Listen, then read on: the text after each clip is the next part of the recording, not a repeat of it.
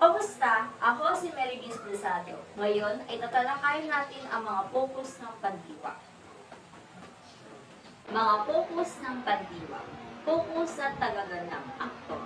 Ang paksa ng pangusap ang siyang gumaganap ng kilos. Halimbawa na lamang ito, si Maria ay nagluto ng adobo.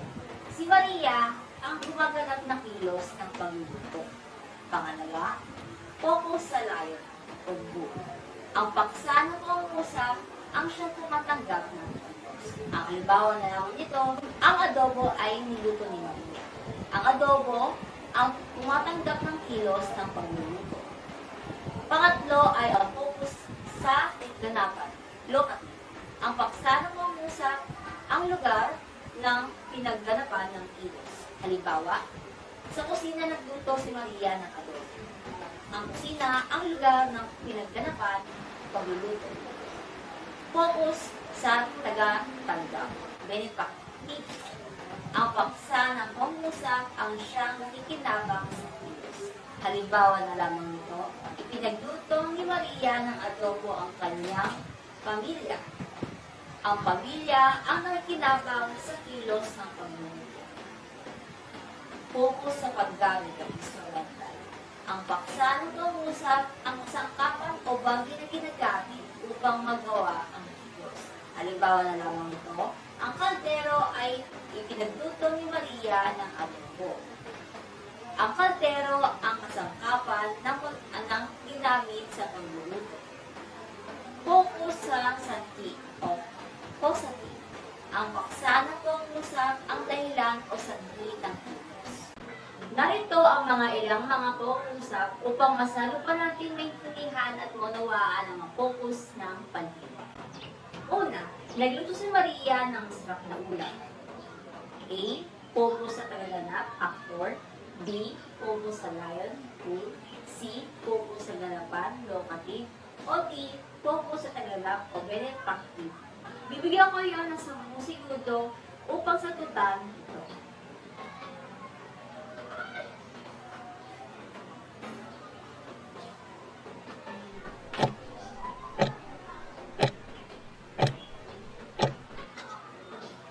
Ang tamang sagot ay A.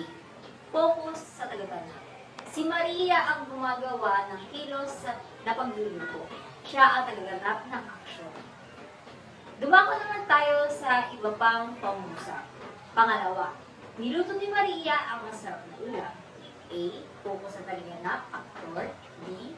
Focus sa lion, bull. C. Focus sa ganapan, locative. O D. Focus sa tagaganap o benefactive. Bibigyan ko ulit kayo ng 10 segundo upang sagutan.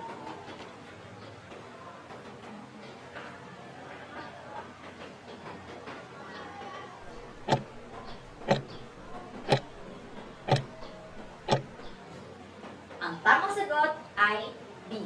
Focus sa lion. Ang masarap na ulam ang siyang tumatanggap ng kilos na pagluluto. Ito ay lion ng pandiwa. Pangatlo, pinaglutuin ni Maria ng masarap na ulam ang kanyang pamilya. A. Focus sa tagaganap, aktor. B. Focus sa lion, bull. C. Focus sa ganapan, locative. O D. Focus sa tagaganap o benefactive. Bibigyan ko ulit kayo ng 10 segundo upang sagutan.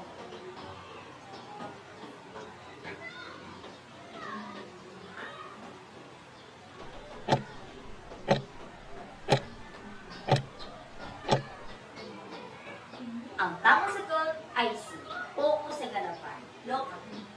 Ang lugar na pinangganapan ng kilos kung saan magluluto ay para sa kanyang pamilya. Ang focus ay nasa lugar o ganapan. Pang-apat, ipinagluto ni Maria ang kanyang pamilya. A. Focus sa tagaganap, aktor. B. Focus sa lion, bull. C. Focus sa ganapan, locative. O D. Focus sa tagaganap o benefactive. Bibigyan ko ulit kayo ng 10 segundo upang sagutan ito.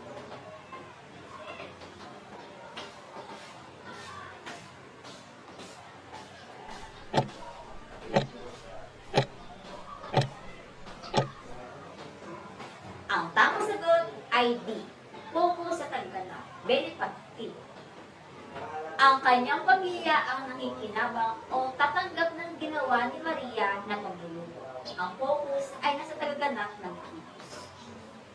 Panglima, pinapamunas ni Maria ang basahan sa lamesa. A. Focus sa tagaganap, aktor. B. Focus sa lion, goal. C. Focus sa ganapan, locative. O D. Focus sa gamit, instrumental. Bibigyan ko ulit kayo ng 10 segundo upang sagutan ito.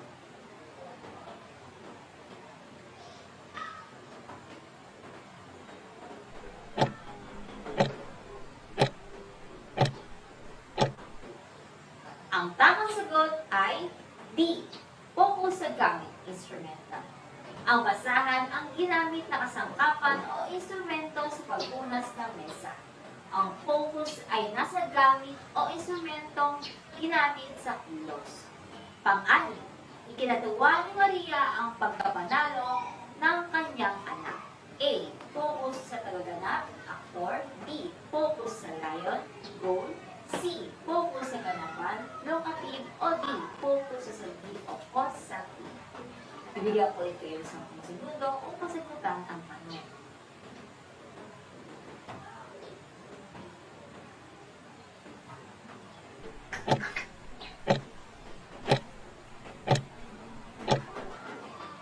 Ang tamang sagot ay D. Focus sa saldi o causative.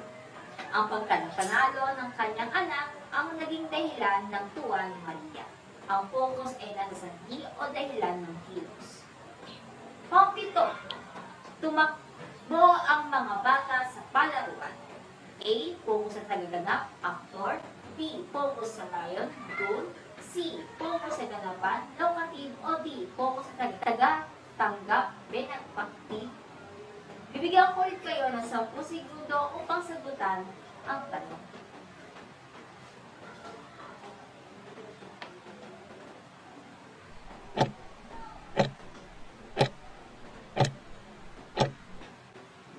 Ang tamang sagot ay A. Focus sa tagaganap, aktor. Ang mga bata ang gumagawa ng kilos na pagtakbo. Sila ang nagaganap ng aksyon.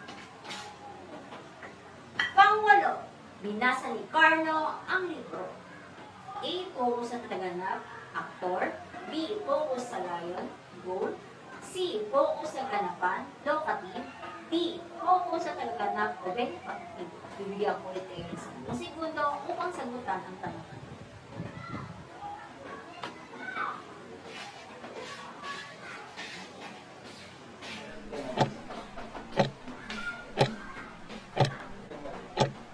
Ang tamang sagot ay B. Focus sa lion, go. Ang libro ang tumatanggap ng kilos sa pagbasa. Ito ang lion ng pandiwa. Pang-siya, pinaglaruan ni Miguel ang basketball sa gym. A.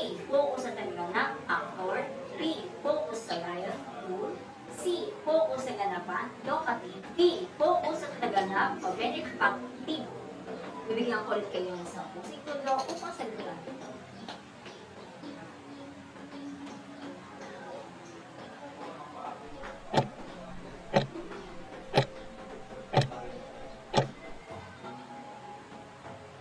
Ang tamang sagot ay C.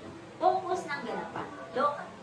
Ang gym ang lugar na pinagganapan ng kilos na paglalaro ng basketball ni Miguel. Ang focus ay nasa lugar o ganapan ng kilos. Ang pangsampu ay pinanglaro ni Miguel ang kanyang bola. A. Focus sa tagaganap, aktor. B. Focus sa lion, goal.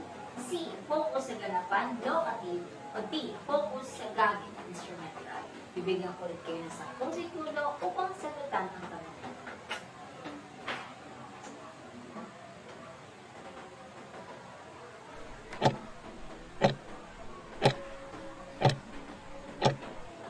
Ang tamang sagot ay D. Focus sa gamit, instrumental. Ang bola ang ginamit ni Miguel sa kanyang paglaro. Ang focus ay nasa gamit o instrumentong ginamit sa kilos. Dahil natapos mo ang pinagkaiba ng mga focus ng pandiwa, talakayin naman natin ang isa sa mga uri ng pananalita.